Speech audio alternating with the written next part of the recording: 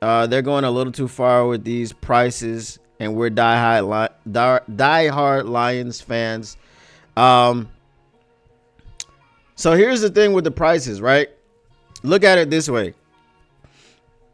Whether you can experience your Lions on television or in person, you still get to experience them, and you get to experience, especially now with this new regime and how they do their contracts. Okay, the way my bank account is set up, I got to check in the savings. Hashtag if you know, use the hashtag. These TV deals are absurd, right? And then you got the streaming companies jumping in now. You got Amazon, you got Netflix.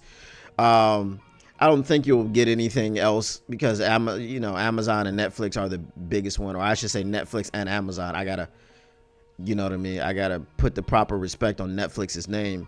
I don't know if HBO Max will ever jump in, or Paramount Plus, or Hulu. Hulu has live sports. Shout out Hulu.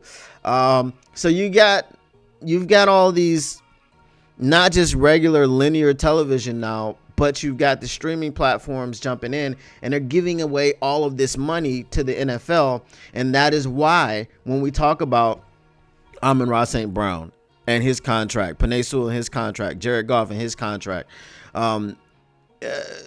J-Mo in the contract he's going to get, Kirby in the contract he's going to get, Brian Branch in the contract. Like, we can pay all of these guys because of these prices and these ticket deals. So, I mean, if I get priced out and I'm not able to go to the stadium, I'm still able to experience my team. You can still go to the tailgate. You can still go and, meet up with people and watch them at different venues and things like this and be part of the game day experience. You may just not get inside of the stadium. And if that's something that's really important to you, then I feel bad if you're priced out. But for me personally, in Australia, I'm not going to none of the games anyway. That just ain't happening. But like I said, I am planning to try to get back next summer for training camp and go to a preseason game in Ford Field. But, it's all of the raising the prices and all this stuff is how we're fielding the team that we're fielding, So it's a catch-22, right? Do you or don't you? If you don't raise the prices and you don't have, all this money coming in, then you don't get the type of team that we have.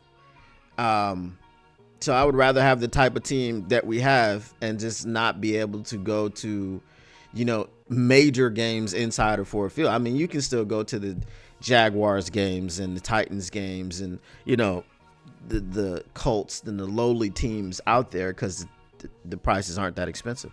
But I mean, you might just, I know you've been starving for the playoffs for a very, very long time, but you just might not be able to go and experience it. And for me, I'm fine with it. I'd like to see my team hoist the Lombardi. And I don't care if I was in it or not, because right now I'm a part of the experience. Right now on my podcast, I am a part of the run. I am a part of talking to the fans. I am a part of the ecosystem which is created by the Detroit Lions. So as long as you're doing your part and you're in these chats and you're watching the game and you're hanging out in the live streams and the watch parties and you're going out to establishments and everything and all that stuff, you're part of the experience. So just look at it that way. I don't know. Do y'all agree or disagree?